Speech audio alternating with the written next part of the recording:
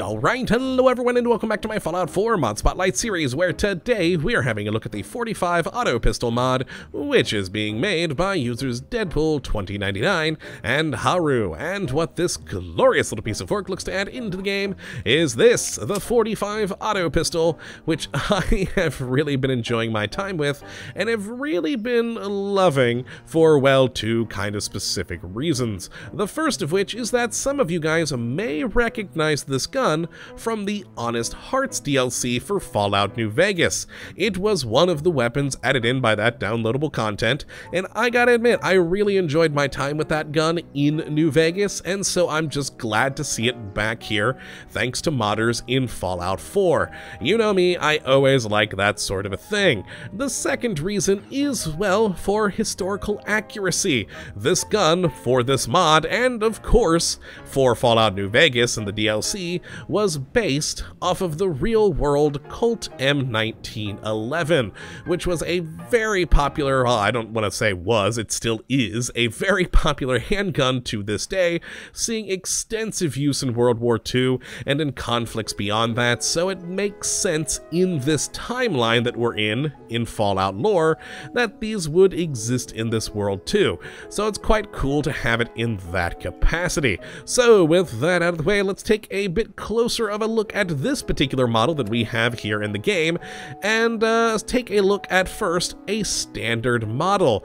Now you'll start finding these things out in the world at about level 5. Now I've honestly kind of had a bit of a hard time finding it on any enemies, but I have seen it in some shops, so you should, with a little bit of poking around, be able to find yourself one of these. And I actually should note that there is a legendary version hidden in the Railroad HQ. Go and find that. It's a fun one. But the standard 45 auto pistol, as you can see here, will do kind of a meager 30 damage with a 45 round, have a firing rate of 33, range of 83, accuracy of 66, and a weight of 2.9. Overall, it's a good gun, and honestly, so far as how the game goes, I'd call this kind of an early to mid-game weapon, as you definitely do find handguns later on with a lot more damage. The most powerful version of this I've been able to make so far, now remember, this is still kind of an early release of this gun, it's only been out a couple of days, so we might get more modifications in the future, but the most powerful one I've been able to make so far is this one with 52 damage, and this is without having any perks benefiting handguns, so I'm just going straight off of the modifications, that is it. And yeah, the 52 seems a bit low to me, but again, that could just be for now. We may see some changes to that in the future. Now let's actually go take a look at what we can do for modifications for this weapon, as they are pretty interesting.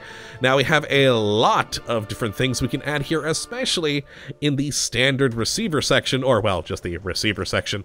We have the pretty standard fare of different receivers, from standard to light frame, heavy frame, calibrated, etc. The same sort of things you'll find with pretty much every other gun, and it'll be comparable for, you know, the perks required and materials for any other weapon you're seeing with the same things.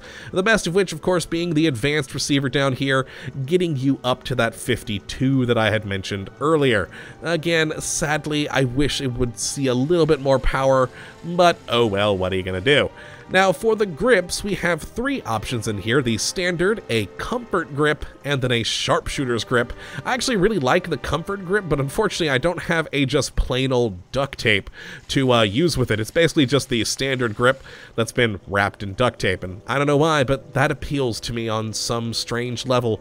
But yes, then they have the standard, or the sharpshooter's grip rather, which has like an interesting padding bit there on the front.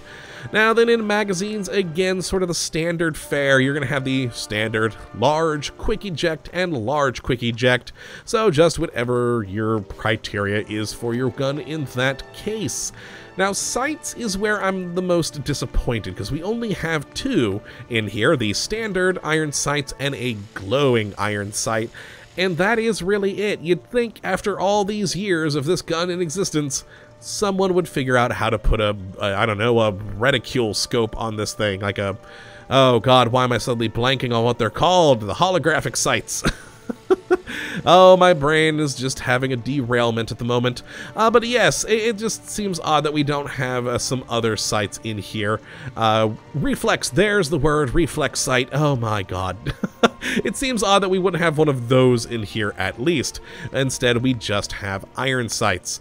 Now, the final bit we have is muzzles, where we have a compensator, muzzle brake, and of course, suppressor. So overall, again, some good options. I do like the suppressor, even with just the 52 damage. That can be pretty darn useful, even into late game, as you're dealing, trying to sneak around dealing with certain enemies. So all in all, some good modifications. I hope that we will see more in the future. Again, this is sort of the early stage of the mod, so I do really hope we get some extra things. Now let's actually take some shots and see what it sounds like, so I'll shut up for a second. There we go, that is the sound, and of course we have a reload animation and sound there. Nice. And I should mention that if you guys are watching this video on the day of release, on January 12th, make note that there is an update that was released on January the 11th.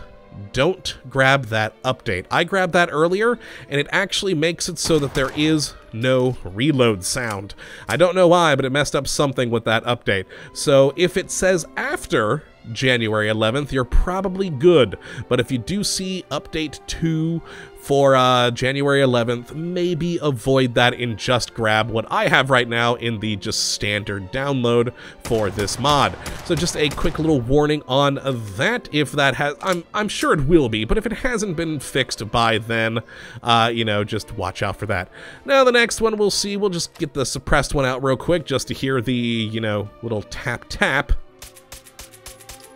There we go, there's our 45 suppressed. Lovely. Alright, which means that we have one thing left to do, and that, of course, is to kill this rabid mongrel over here with our new fancy gun. As is tradition, it is the way of our modding people. Hello, dog. Now, I could actually probably get you with a critical shot, but let's try and hit you with the iron sights here. Oh, one shot. There we are. Lovely. We did get the sneak bonus on it, but yes, that was, I think, a headshot, so good damage. Good damage indeed. You can take out a mongrel with a single shot. But yeah, that is really it for this gun. It's a pretty fun one. I do enjoy it, like I said, not just because of the Fallout 4, nature of this gun, that we have it back in the game now. Or Fallout New Vegas, rather. Oh man, my brain today. Yes, it was in Fallout New Vegas. Now we have it in 4. I do enjoy that. Also, like I said, the historical nature of the gun does appeal to me. The M1911 is a very, very awesome weapon, and in the mod, again, it's kind of an early to mid-game, but still a very useful gun, and if you would like to check it out for yourself, you can take a look at the link in the description, as always, and I definitely would say to give it a go, even if it is only useful until roughly mid-game or so with its damage. You can definitely enjoy it, have a little bit of fun, and, get in a fun shootout with what effectively is a World War II handgun. So yes, that is going to be it for today, folks. I hope you all have enjoyed, and of course that you do. Come back for the next episode, but until that time, thank you for watching, and as always, have a good one.